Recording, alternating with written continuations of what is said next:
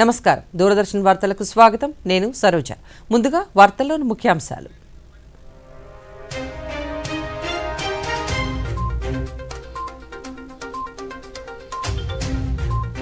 సోమనాథ్లో ప్రధానమంత్రికి ఘన స్వాగతం రాష్ట్రంలో వీబీజీ రామ్జీ అమలుపై ముఖ్యమంత్రి సమీక్ష గ్రామీణ ప్రాంతాల అభివృద్ధికి కేంద్రం ఈ పథకాన్ని తెచ్చిందన్న చంద్రబాబు నాయుడు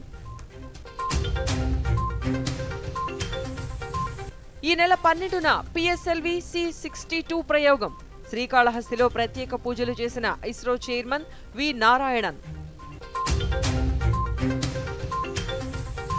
ప్రపంచ పుస్తక ప్రదర్శన దేశ పఠన సంస్కృతికి అతిపెద్ద ప్రజా వేడుక అన్న కేంద్ర మంత్రి ధర్మేంద్ర ప్రధాన్ ప్రధాని పరీక్షా పే చర్చ నమోదుకు రేపటితో గడువు ముగింపు వివరాలు చూద్దాం. ప్రధానమంత్రి నరేంద్ర మోదీ సోమనాథ్ స్వాభిమాన్ పర్వలో పాల్గొనేందుకు గుజరాత్ చేరుకున్నారు. ఈ సందర్భంగా ప్రధానికి సోమనాథ్లో ప్రజలు ఘన స్వాగతం పలికారు. ప్రధాని కాన్వాయ్కి ఇరువైపులా ప్రజలు పెద్ద సంఖ్యలో నిలుచుని హర్షధ్వానాలు చేశారు. ప్రధాని తన కాన్వాయ్ నుంచి ప్రజలకు అభివాదం చేసుకుంటూ ముందుకు కదిలారు.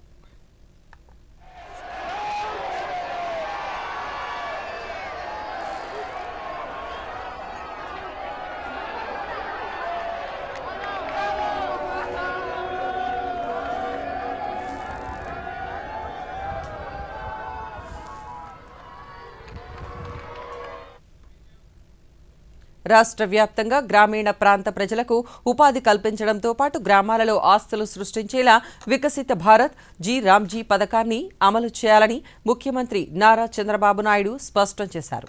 కేంద్ర ప్రభుత్వం గత డిసెంబరులో మహాత్మాగాంధీ ఉపాధి హామీ పథకం స్థానంలో తెచ్చిన వికసిత భారత్ గ్యారంటీ ఫర్ రోజ్గార్ ఆజీవికా మిషన్పై ప్రజలకు అవగాహన కల్పించేలా కార్యాచరణ సిద్ధం చేయాలని సూచించారు. ఉండవల్లిలోని క్యాంపు కార్యాలయంలో బీజేపీ రాష్ట్ర అధ్యక్షులు మాధవ్, జనసేన మంత్రి కందుల దుర్గేష్ ముఖ్యమంత్రితో భేటీ అయ్యారు. ఈ పథకంపై చర్చించారు. ఈ సందర్భంగా ముఖ్యమంత్రి మాట్లాడుతూ వికసిత భారత్ లక్ష్యాలకు అనుగుణంగా గ్రామీణ ప్రాంతాల అభివృద్ధికి కేంద్రం వికసిత భారత్ రామ్జీ పథకాన్ని తెచ్చిందని, కొత్త మార్గదర్శకాల ద్వారా గతానికంటే 25 రోజులు ఎక్కువగా ఉపాధి కల్పించే అవకాశం లభించిందని పేర్కొన్నారు.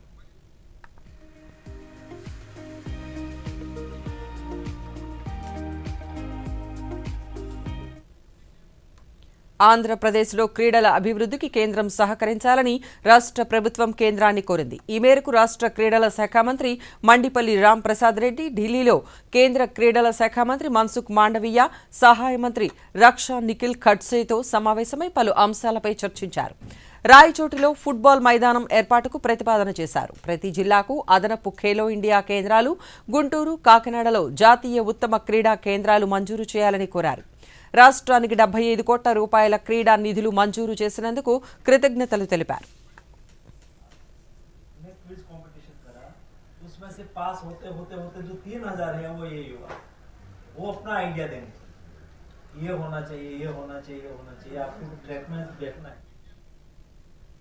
రాజధాని అమరావతిపై వైఎస్ఆర్సీపీ అసత్యాలను ప్రచారం చేస్తోందని రాష్ట్ర పురపాలక శాఖ మంత్రి పి నారాయణ పేర్కొన్నారు. గుంటూరు జిల్లా ఉండవల్లిలో మంత్రి మీడియాతో మాట్లాడుతూ రాజధాని అమరావతిని ప్రభుత్వానికి పూర్తి స్పష్టత ఉంది అన్నారు. అమరావతి నిర్మాణ పనులకు పారదర్శకంగా టెండర్లు పిలిచామని పేర్కొన్నారు. మొన్నొకరోజు జగన్మోహన్ రెడ్డి గారు ఆయన ఏం మాట్లాడో తెలియదు. రివర్ బేసిన్కి తేడా తెలీదు. రివర్ బెడ్లో కడుతున్నాం అన్నారు. కట్టేది రివర్ బెడ్లో కాదండి. రివర్ బెడ్ అంటే ఆ వాటర్ ఫ్లో అయ్యేది ఆ ఏరియా పక్కది. రివర్ బేసిన్ అంటే దాంట్లో వాటర్ ఏదైతే వస్తుందో ఆ ఏరియా అంతా. ఎక్కడైనా ప్రపంచంలో ఎక్కడైనా రివర్స్ పక్కన కానీ సముద్రాల పక్కన కానీ కట్టేవన్నీ రివర్ బేసిన్లో ఉంటాయి. రివర్ బేసిన్ అంటే ఏదైతే క్యాచ్మెంట్ ఏరియా ఉందో అదంతా రివర్ బేసిన్ అవుతుంది. మన అది పనిగా డిక్షనరీ చదివా ఆడపిల్లకు చదువే అసలైన ఆస్తి అని రాష్ట్ర హోంమంత్రి వంగలపూడి అనిత పేర్కొన్నారు. గుంటూరు జిల్లా తాడేపల్లి మండలం వడ్డేశ్వరంలోని కేఎల్ డీమ్డ్ యూనివర్సిటీలో ఇంజనీరింగ్ కోర్సులలో ప్రవేశానికై జాతీయ స్థాయిలో నిర్వహించిన మొదటి విడత ప్రవేశ పరీక్ష ఫలితాలను ఆమె విడుదల చేశారు. ఈ సందర్భంగా మంత్రి మాట్లాడుతూ ఆడపిల్లలు అన్ని రంగాలలో రాణిస్తున్నారన్నారు. ఆడపిల్లలను వేధించినా, వారి పట్ల అసభ్యకరంగా ప్రవర్తించినా వారిపై పోక్సో కేసులు నమోదు చేసి కఠిన చర్యలు తీసుకుంటామన్నారు. ఎంతో మందికి భవిష్యత్తుని ఇవ్వడమే కాకుండా ఆడపిల్లల్లో కూడా ఒక అవగాహన కల్పించాలని చెప్పి ఒక మంచి ఉద్దేశంతో ఈరోజు కార్యక్రమాన్ని ఏర్పాటు చేయడమే కాకుండా 1980లో స్టార్ట్ అయిన కేఎల్ యూనివర్సిటీ ఈరోజు ప్రపంచవ్యాప్తంగా తెలుగు వల్ల చాలా మంది వివిధ దేశాల్లో మంచి మంచి ఉద్యోగాల్లో సెటిల్ అయినందుకు ఒక పాత్ర వేసిన కేఎల్ యూనివర్సిటీకి ఈరోజు నేను ఇక్కడికి రావడం నిజంగా చాలా అదృష్టం కింద భావిస్తున్నాను. ఇది ఒక నా గౌరవం కింద భావిస్తున్నాను. ఈ కార్యక్రమాన్ని నిర్వహించిన కాంచనలత గారికి, అదేవిధంగా వైస్ ఛాన్సలర్ గారికి, ప్రత్యేకంగా శ్రీనివాస్ గారికి, మిగతా యాజమాన్యం అందరికీ కూడా నేను హృదయపూర్వక ధన్యవాదాలు తెలియజేస్తున్నాను. ఇక్కడ ఆడపిల్లల్ని ఎంత మంచిగా ప్రోత్సహిస్తున్నారంటే సేటిలైట్ లాంటి కార్యక్రమాల్లో కూడా టీమ్ ఆఫ్ వర్క్ కూడా ఎక్కువ మంది ఆడపిల్లల్ని ఇన్వాల్వ్ చేయడం. పేద మధ్యతరగతి ప్రజలకు నాణ్యమైన వైద్య సేవలు అందించేందుకు ప్రభుత్వ ఆసుపత్రులను బలోపేతం చేస్తున్నామని రాష్ట్ర జలవనరుల శాఖ మంత్రి డాక్టర్ నిమ్మల రామానాయుడు తెలిపారు. పాలకొల్లు ప్రభుత్వ ఆసుపత్రిలో ఆవరణలో ఆయుర్వేద ఆసుపత్రి నూతన భవన నిర్మాణానికి మంత్రి శంకుస్థాపన చేశారు. ఈ సందర్భంగా ఆయన మాట్లాడుతూ 30 లక్షల రూపాయలతో ఈ భవనాన్ని నిర్మిస్తున్నామని, గ్రామీణ ప్రాంతాలలో మెరుగైన వైద్య సేవలు అందించడమే లక్ష్యంగా ప్రభుత్వం పనిచేస్తోందన్నారు. ప్రభుత్వ ఆసుపత్రిని నిర్మాణాన్ని కార్పొరేట్ స్థాయిలో నిర్మాణం చేయడమే కాకుండా ఆ యొక్క ప్రభుత్వ ఆసుపత్రికి ఉన్నటువంటి ఆ యొక్క ల్యాండ్స్కేపింగ్ కానీ ఒక సుందరంగా, ఒక ఆహ్లాదంగా తీర్చిదిద్దాలనేటువంటి ఆలోచనతో కానీ, అదేవిధంగా ఈ యొక్క ఆయుర్వేద మెడిసిన్ కూడా అందించాలి ప్రజలకు అనేటువంటి ఉద్దేశంతో ఆయుర్వేద డిస్పెన్సరీని కూడా మన ప్రభుత్వ ఆసుపత్రి సముదాయంలో నిర్మాణం చేయాలనేటువంటి ఆలోచనతో ఈరోజు 30 లక్షల రూపాయలు పెట్టి ఇప్పుడే మనం ఆయుర్వేద డిస్పెన్సరీకి ఇప్పుడే శంకుస్థాపన చేసుకోవడం జరిగింది. దీంతో పాటుగా జున్నూరు గ్రామం పోడూరు మండలం భారత అంతరిక్ష పరిశోధనా సంస్థ ఇస్రో మరో ప్రయోగానికి సన్నద్ధమైంది. తిరుపతి జిల్లా సూళ్లూరుపేటలోని సతీష్ ధవన్ అంతరిక్ష కేంద్రంలోని మొదటి ప్రయోగ వేదిక నుంచి పిఎస్ఎల్వి C-62 ప్రయోగాన్ని చేపట్టేందుకు ఏర్పాట్లను పూర్తి చేసింది. పిఎస్ఎల్వి C-62 రాకెట్ ద్వారా EOS-N1 భూ పరిశీలన ఉపగ్రహాన్ని ప్రయోగించనుంది. ఈ ఏడాది చేపడుతున్న ఈ తొలి ప్రయోగం EOS-N1 వ్యవసాయం, పట్టణ మ్యాపింగ్, పర్యావరణ పర్యవేక్షణ రంగాలలో భారతదేశం రిమోట్ సెన్సింగ్ సామర్థ్యాలను మెరుగుపరచడానికి రూపొందించిన భూ పరిశీలన ఉపగ్రహం. ఈ నెల 12వ తేదీ ఉదయం 10:17 ఇది నింగిలోకి దూసుకెళ్లనుంది.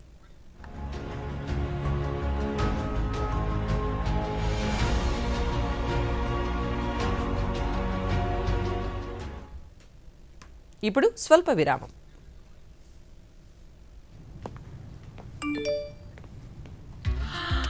$10 లక్షల లాటరీ నాకా? వావ్! చిక్కుకుంది. బూటకపు ఆఫర్ల పట్ల అప్రమత్తంగా ఉండండి. ఆర్బీఐ అంటోంది తెలివిగా ఆలోచించండి, అప్రమత్తంగా ఉండండి. విరామం అనంతరం వార్తలకు పునః స్వాగతం. తిరుపతి జిల్లాలోని శ్రీకాళహస్తిలో శ్రీకాళహస్తీశ్వరుడిని ఇస్రో చైర్మన్ వి నారాయణన్ ఈరోజు దర్శించుకున్నారు. ఈ నెల 12న నిర్వహించే పిఎస్ఎల్వి C-62 రాకెట్ ప్రయోగం విజయవంతం కావాలని ప్రత్యేక పూజలు నిర్వహించారు. అనంతరం ఇస్రో చైర్మన్ శాస్త్రవేత్తలకు మృత్యుంజయ ఆలయ ప్రాంగణం వద్ద పండితులు వేద ఆశీర్వచనం అందించగా అధికారులు స్వామి, అమ్మవారి తీర్థ ప్రసాదాలను అందజేశారు. We are going to have the first mission. The PSLV C-62 vehicle is going to lift off the Earth observation satellite N1 along with 15 co-passenger satellites from Sriharikota on 12th January early morning 10 a.m. 19 minutes. And under the leadership of Honorable Prime Minister of India Narendra Modi ji, the Department of Space is doing great service to the common man of our country, and this is the first mission. In this mission there are 8 foreign satellites. With that we are going to have 442 foreign satellites going to be lifted off till today from Indian soil, and this satellite is a advanced hyperspectral satellite. GST తగ్గించడం పట్ల ప్రజలు ఎంతో సంతృప్తితో ఉన్నారని Anantapuram parliament సభ్యుడు అంబికా లక్ష్మీనారాయణ అన్నారు. అనంతపురంలోని institute of chartered account of India కార్యాలయంలో GST 2.0లో భాగంగా నిర్వహించిన అవుట్ రీచ్ కార్యక్రమంలో customs, central tax commissioner Anand కుమార్తో కలిసి ఆయన పాల్గొన్నారు. ఈ సందర్భంగా ఎంపీ మాట్లాడుతూ సామాన్య వర్గాలకు ఖర్చులను తగ్గించేందుకు ప్రతి వస్తువుపై ఉన్న పన్నును కేంద్రం తగ్గించిందన్నారు. దాదాపు 12%, 24% ఉన్నటువంటి విధానాన్ని తీసివేసి 5%, 18% మాత్రమే తీసుకొచ్చి ఆ యొక్క 18%, 5%లో ఉన్నటువంటి అనేక రకమైనటువంటి సామాన్య పేద ప్రజలకు ఉపయోగపడేలాగా జీఎస్టీ విధానం తీసుకురావడం జరుగుతూ ఉంది. ఆ జీఎస్టీలో ఈరోజు అది వ్యవసాయ రంగానికి కావచ్చు, లేకపోతే చిన్న ఉద్యోగస్తులు కావచ్చు, చిన్నటువంటి కూలీ పనులు చేసుకున్నటువంటి వారికి కూడా బెనిఫిట్ వచ్చేలాగా అనేక ఉపకరణాలని, అనేక కార్యక్రమాలను తీసుకొచ్చి వారికి 5% లోపల కొన్నిటికి పూర్తిగా మినహాయింపు ఇచ్చేటువంటి ప్రయత్నం కూడా చేయడం జరుగుతుంది. కాబట్టి ఈ విధానం వల్ల ఈరోజు రాష్ట్ర ప్రజలు, దేశ ప్రజలందరూ కూడా ఒక మంచి వాతావరణంలో ఈరోజు వ్యాపారం చేసుకునే వాళ్ళు కావచ్చు, అటు వినియోగదారులు కావచ్చు, ఇద్దరికి కూడా ఒక సమతుల్యాన్ని పాటించేలాగా ఈరోజు ఈ జీఎస్టీ విధానం వచ్చింది. కాబట్టి అందరికీ తెలియజేసి ప్రతి ఒక్కరు కూడా జీఎస్టీ తర్వాత ఎంత ట్యాక్స్ బెనిఫిట్ వచ్చింది, ఎంతవరకు మనం సేవింగ్స్ చేసుకుంటున్న విషయాన్ని కూడా ప్రతి చోట్ల బోర్డులు రేపటి నుంచి 3 రోజుల పాటు గండికోట ఉత్సవాలు 2026 జరగనున్నాయి. గత చరిత్రకు ఆనవాలుగా ఉన్న గండికోట ఉత్సవాలలో ప్రతి ఒక్కరూ పాల్గొనాలని వైఎస్ఆర్ కడప జిల్లా కలెక్టర్ డాక్టర్ శ్రీధర్ చెరుకూరి సూచించారు. కడపలో ఈరోజు ఆయన మాట్లాడుతూ గత చరిత్ర, సంస్కృతి, సంప్రదాయాలకు ఈ ఉత్సవాలు దర్పణం పట్టనున్నాయన్నారు. జిల్లా చారిత్రక, సాంస్కృతిక వైభవాన్ని చాటి చెప్పేలా రాష్ట్ర ప్రభుత్వం ప్రతిష్టాత్మకంగా ఈ ఉత్సవాలను నిర్వహిస్తున్నట్లు తెలిపారు. 11, 12, 13 ఈ 3 రోజుల పాటు గండికోట యొక్క ప్రాశస్త్యాన్ని, అదేవిధంగా చరిత్రని, అదేవిధంగా గండికోట యొక్క నేచురల్ బ్యూటీని ప్రపంచంలో ఉన్నటువంటి తెలుగు ప్రజలు, అదేవిధంగా యాత్రికులందరికీ కూడా తెలియజేసే విధంగా ఈ యొక్క ఉత్సవాలు ఏర్పాటు చేస్తున్నాం. పనులన్నీ కూడా చివరి దశకి పూర్తవడానికి చివరి దశకి చేరుకున్నాయి. ఇవాళ సాయంకాలం కల్లా ఇంచుమించు పనులన్నీ కూడా పూర్తవుతాయి. రేపు ఉదయం నుంచి ఈ యొక్క గండికోట ఉత్సవాలు మొదలవుతాయి. వివిధ రకాలైనటువంటి పద్ధతుల్లో మనం ప్రజల్ని దీంట్లో భాగస్వామ్యులుగా చేస్తున్నాము. సో రేపు ఉదయం నుంచి గండికోట 360 వ్యూ. సోమనాథ్ స్వాభిమాన్ పర్వ్ దేశపు ఆత్మ గౌరవాన్ని ప్రతిబింబిస్తుందని బీజేపీ రాష్ట్ర అధ్యక్షుడు పీవీఎన్ మాధవ్ తెలిపారు. సోమనాథ్ స్వాభిమాన్ పర్వ్ సందర్భంగా విజయవాడ సత్యనారాయణపురంలోని కాశీ విశ్వేశ్వర స్వామి ఆలయాన్ని ఆయన సందర్శించారు. స్వామివారిని దర్శించుకుని ప్రత్యేక పూజలు చేశారు. 1000 ఏళ్ల క్రితం సోమనాథ్ క్షేత్రంపై అనేక దాడులు జరిగినప్పటికీ ఈ క్షేత్రం నేటికి సగర్వంగా, అత్యున్నతంగా నిలిచి ఉందన్నారు.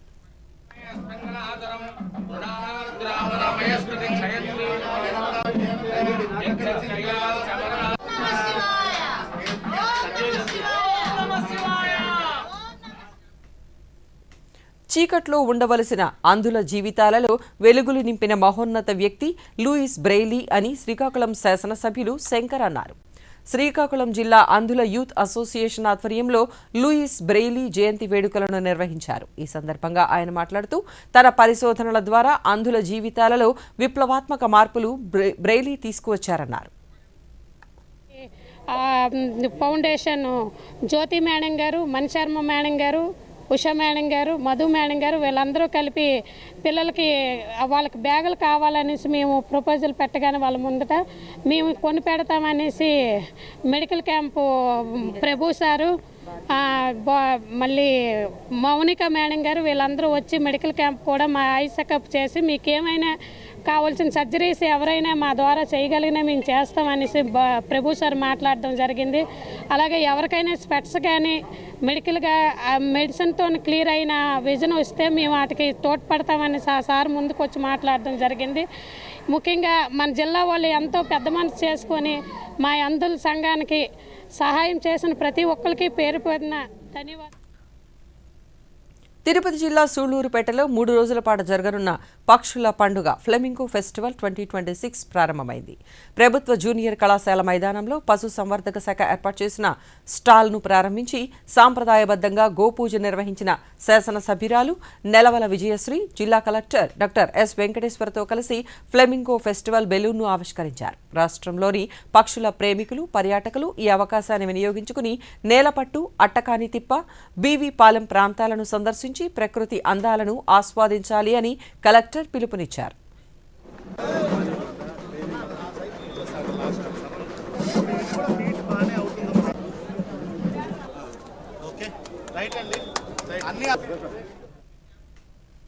ఆరోగ్య భారతాన్ని ఆవిష్కరించే లక్ష్యంతో కేంద్ర ప్రభుత్వం పలు పథకాలను అమలు చేస్తోంది. ఆయుష్మాన్ భారత్తో అన్ని వర్గాల వారికి వైద్య ఖర్చులకు భరోసా కల్పించిన కేంద్రం నాణ్యమైన మందులు కూడా అతి తక్కువ ధరకు అందేలా ప్రధానమంత్రి భారతీయ జన ఔషధి పరియోజన కేంద్రాలను ఏర్పాటు చేసింది.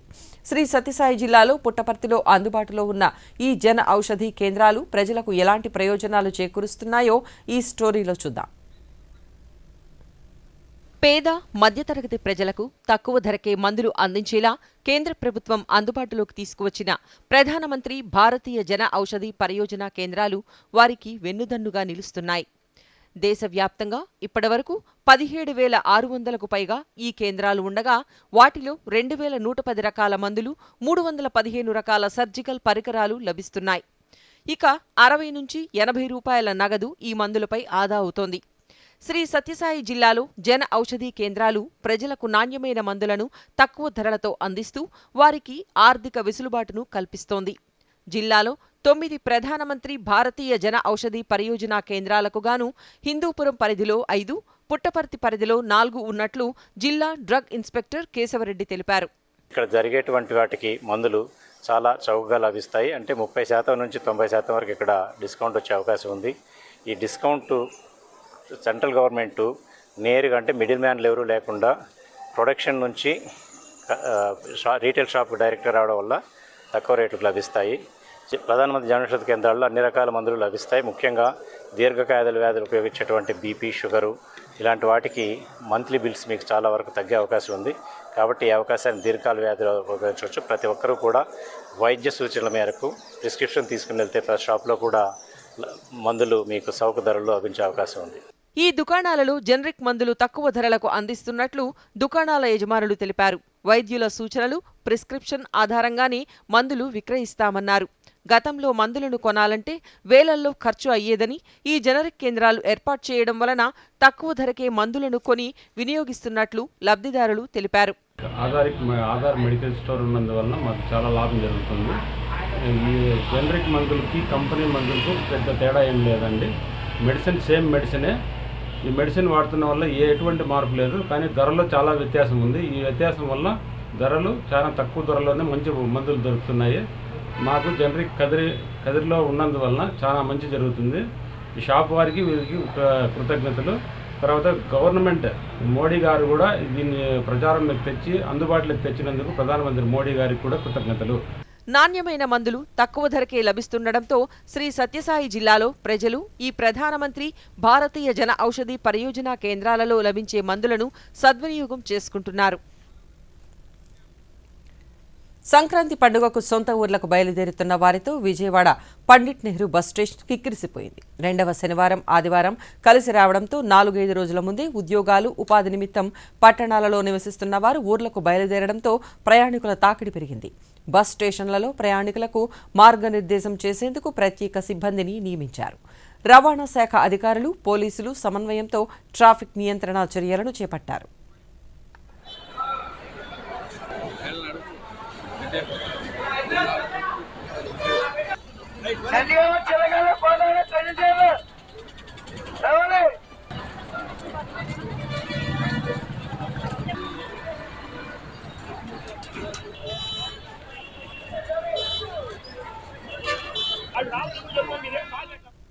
ప్రజా సమస్యల పరిష్కారానికి రాష్ట్ర ప్రభుత్వం ఎంతగానో కృషి చేస్తుందని తుని శాసనసభ్యురాలు యనమల దివ్య పేర్కొన్నారు. కాకినాడ జిల్లా తుని మండలంలోని కేఓ మల్లవరం గ్రామ పంచాయతీలో ఏర్పాటు చేసిన ప్రజా దర్బార్లో ఆమె పాల్గొన్నారు. ప్రజల సమస్యలను స్వయంగా విని వారి నుంచి అర్జీలు స్వీకరించారు. ఈ సందర్భంగా ఆమె మాట్లాడుతూ అభివృద్ధి సంక్షేమాన్ని రెండు కళ్లుగా భావిస్తూ ప్రభుత్వం పనిచేస్తుందన్నారు. ఈ సందర్భంగా గ్రామంలో 13 లక్షల రూపాయల రహదారి పనులకు ఆమె శంకుస్థాపన చేశారు.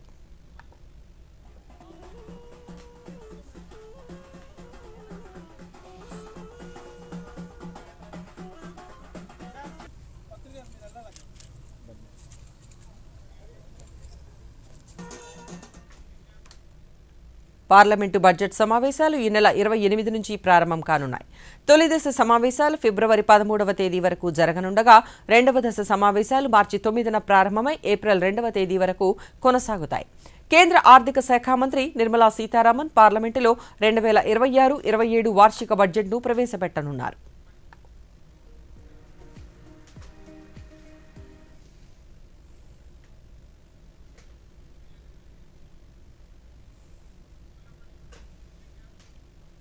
ఇప్పుడు చిన్న విరామం. తక్కువ వడ్డీకి లోను కావాలా? అది నువ్వు యాప్ ద్వారా? అరే వా, చిక్కుకున్నాడు. తెలియని యాప్ తో జాగ్రత్త. ఆర్బీఐ అంటోంది తెలివిగా ఆలోచించండి, అప్రమత్తంగా ఉండండి. విరామం అనంతరం వార్తలకు తిరిగి స్వాగతం. ప్రధాని నరేంద్ర మోదీ నాయకత్వంలో యువతకు ఉద్యోగ కల్పన పారదర్శకంగా జరుగుతోందని కేంద్ర హోం సహకార శాఖ మంత్రి అమిత్ షా పేర్కొన్నారు. రాజస్థాన్లో కొత్తగా నియమితులైన 9,000 మంది పోలీసు అభ్యర్థులకు జైపూర్లో ఆయన నియామక పత్రాలను అందించారు. ఈ సందర్భంగా కేంద్ర మంత్రి మాట్లాడుతూ రాజస్థాన్లో అభివృద్ధిని అందిస్తూ భద్రతను కూడా కట్టుదిట్టం చేస్తున్నామన్నారు.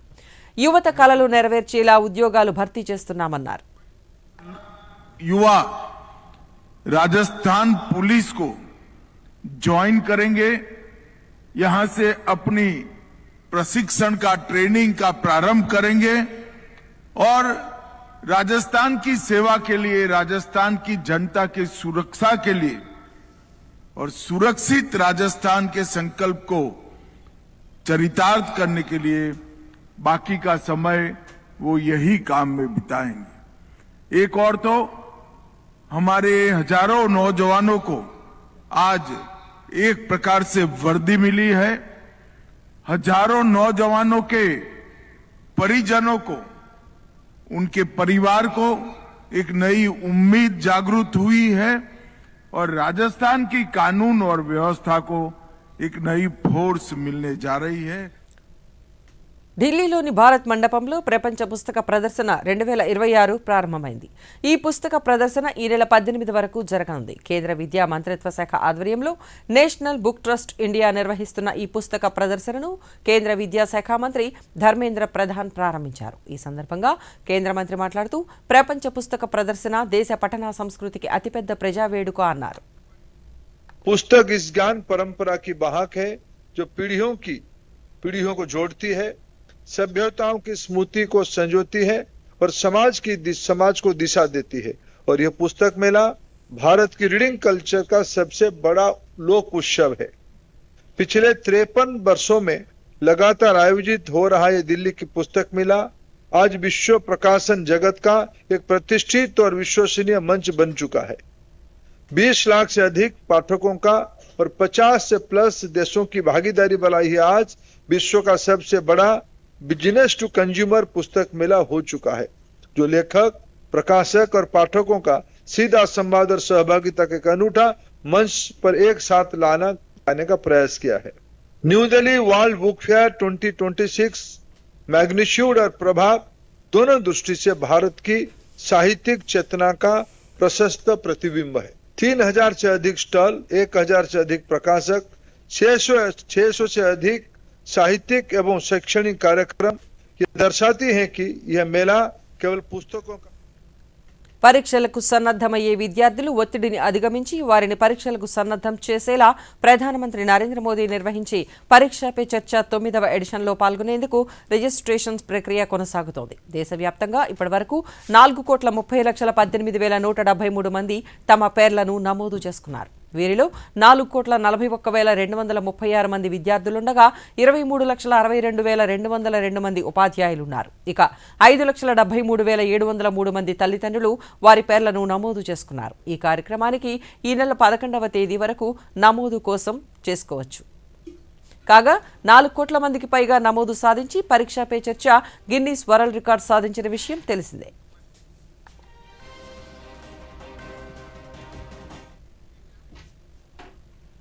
విద్యార్థులు వారి సందేహాలకు పరీక్షా పే చర్చ కార్యక్రమం ద్వారా నేరుగా సమాధానాలు తెలుసుకోవచ్చని చిత్తూరు జిల్లా విద్యాశాఖాధికారి రాజేంద్ర ప్రసాద్ తెలిపారు. జిల్లాలో ఇప్పటివరకు 55,000కు పైగా విద్యార్థులతో పాటు అధ్యాపకులు, విద్యార్థుల తల్లిదండ్రులు పరీక్షా పే చర్చ పోర్టల్ ద్వారా నమోదు చేసుకున్నట్లు దూరదర్శన్కు వివరించారు. 9వసారి ప్రధానమంత్రి గారు నేరుగా పిల్లలతోనే సంభాషిస్తూ వాళ్ళని ఏ విధంగా ఇచ్చేసి ప్రోత్సహిస్తే వాళ్ళు ఈ ఒత్తిడికి గురి కాకుండా బాగా పరీక్షలు అంటే మనకు ఓన్లీ పరీక్షలే జీవితం కాదు, అవును కదా, ఇది కూడా ఒక భాగం మాత్రమే జీవితంలో అనే విషయాన్ని చక్కగా పిల్లలకి చెప్పడము. ఇక్కడ టీచర్స్ అయినా కూడా క్వశ్చన్ చేయొచ్చు, పిల్లలైనా చేయొచ్చు, మళ్ళా పేరెంట్స్ అయినా కూడా చేయొచ్చు. ఇది అందరికీ అవకాశము. ఒక మంచి ప్రశ్న వాళ్లకు ప్రధానమంత్రితో మాట్లాడే అవకాశాన్ని కలుగజేస్తుంది. ఇది సపరేట్గా పోర్టలే పెట్టారు దీనికి. అందులో భాగంగా మన జిల్లా నుంచి, చిత్తూరు జిల్లా నుంచి 55,820 మంది విద్యార్థులు, 3,933 మంది టీచర్లు మరియు 396 మంది. చెత్తను సరైన రీతిలో శుద్ధి చేస్తే 80 నుంచి 90% తిరిగి వినియోగించవచ్చని Vijayawada Siddhartha arts and science college head of departments doctor Srinivas తెలిపారు. విజయవాడ మున్సిపల్ కార్పొరేషన్ ఆధ్వర్యంలో విద్యార్థులకు వ్యర్థాల నుంచి సంపద సృష్టిపై ఈరోజు అవగాహన కార్యక్రమాలు నిర్వహించారు. ఈ సందర్భంగా శ్రీనివాస్ మాట్లాడుతూ పాఠశాల స్థాయి నుంచే విద్యార్థులలో అవగాహన కల్పిస్తూ వారిని స్వచ్ఛ యోధులుగా తీర్చిదిద్దేందుకు ఈ కార్యక్రమాలు ఎంతగానో దోహదపడతాయన్నారు.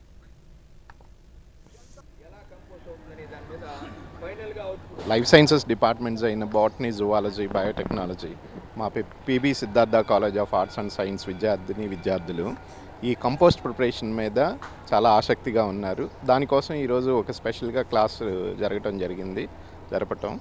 సో దీనిలో భాగంగా ఏంటి అంటే మేజర్గా ఎక్కడైతే పిల్లలు వివిధ ప్రాంతాల నుంచి వచ్చేటటువంటి వాళ్ళకు కూడా ఒక అవగాహన, ఏది వేస్ట్ కాదు, వేస్ట్ నుంచి వెల్త్ కూడా మనం చక్కగా ప్రొడ్యూస్ చేయొచ్చు, ఏది వ్యర్థం కాదు, అన్నీ కూడా ఉపయోగకరమేను. దానికి సంబంధించి ఈరోజు ఆ క్లాస్లో చెప్పడం జరిగింది. ఏ వ్యర్థ పదార్థాలు ఏవైతే ఉన్నాయో అంటే ఘన వ్యర్థాలు కావచ్చు, మేజర్గా ఉండేటటువంటివి లీఫీ వెజిటబుల్స్ కావచ్చు, ఆ కట్ చేసినటువంటి వెజిటబుల్స్ కావచ్చు, అదేవిధంగా ఏంటి అంటే ఫాలింగ్ లీఫ్ కావచ్చు, వాటన్నిటినీ తీసుకొచ్చి ఈ కంపోస్టు తయారు చేసి ఈ కంపోస్ట్ కూడా దాని నుంచి వచ్చేటటువంటి ఆ కంపోస్ట్ నుంచి వచ్చేటటువంటిది కూడా తర్వాత మరలా మంచి ఎరువుగా ఉపయోగించి వివిధ రకాలైనటువంటి కాలేజీలో ఉండేటటువంటి వివిధ రకాల మొక్కలకి కానీ లేకపోతే వాటికి వేయటం కూడా జరుగుతుంది. ప్రతిభావంతులైన యువతను అన్ని విధాలుగా ప్రోత్సహించేందుకు కేంద్ర ప్రభుత్వం సిద్ధంగా ఉందని కేంద్ర యువజన వ్యవహారాల శాఖ మంత్రి మన్సుఖ్ మాండవీయ అన్నారు. కొత్త ఢిల్లీలోని భారత మండపంలో జరుగుతున్న వికసిత భారత్ యంగ్ లీడర్స్ డైలాగ్ సదస్సులో మంత్రి పాల్గొన్నారు. ఈ సందర్భంగా మాండవీయ మాట్లాడుతూ దేశ భవిష్యత్తును రూపొందించడంలో యువత కీలక పాత్ర పోషించాలని సూచించారు. उद्बोधन करते हुए कहा था कि मुझे विकसित भारत बनाना है. हम 140 करोड़ की जनता एक साथ में विकसित भारत के लिए 5 प्रण 5 संकल्प करेंगे. और मोदी जी ने यह भी कहा कि हमें विकसित भारत तो बनाना है, लेकिन मेरे देश के युवाओं को विकसित भारत के लीडर बनाना है. देश में 1 लाख ऐसे लीडर बनाना है. జమ్మూ కాశ్మీర్లోని శ్రీనగర్లో శీతల గాలుల ప్రభావం పెరుగుతున్నప్పటికీ పర్యాటకులు జమ్మూ కాశ్మీర్కు తరలివస్తున్నారు. శ్రీనగర్ నగరంలోని సహజ సిద్ధ ప్రసిద్ధ దాల్ సరస్సు పర్యాటకులను ఎంతగానో ఆకర్షిస్తోంది. పువ్వుల సరస్సుగా పేరుగాంచిన ఈ సరస్సులోని నీరు శీతల ప్రభావంతో గడ్డగడుతుంది. సాంప్రదాయ చెక్క పడవలు, హౌస్ బోట్లతో పర్యాటకులు ఈ చెరువులో విహరిస్తుంటారు. ఈ ప్రాంతంలో ఉండే ఫ్లోటింగ్ గార్డెన్స్, మొఘల్ గార్డెన్స్ పర్యాటకులను ఎక్కువగా ఆకర్షిస్తున్నాయి.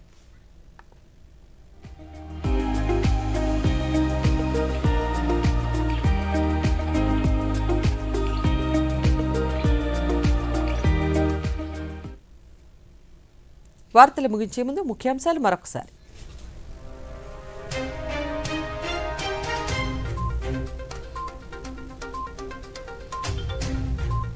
సోమనాథ్లో ప్రధానమంత్రికి ఘన స్వాగతం.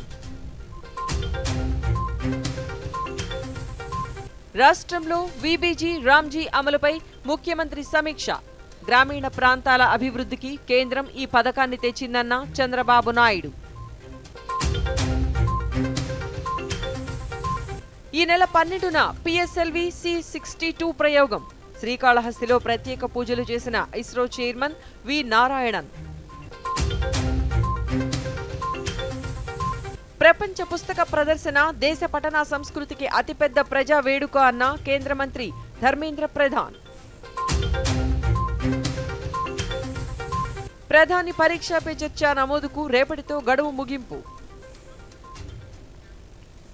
ఈ వార్తలు ఇంతటితో సమాప్తం. నమస్కారం.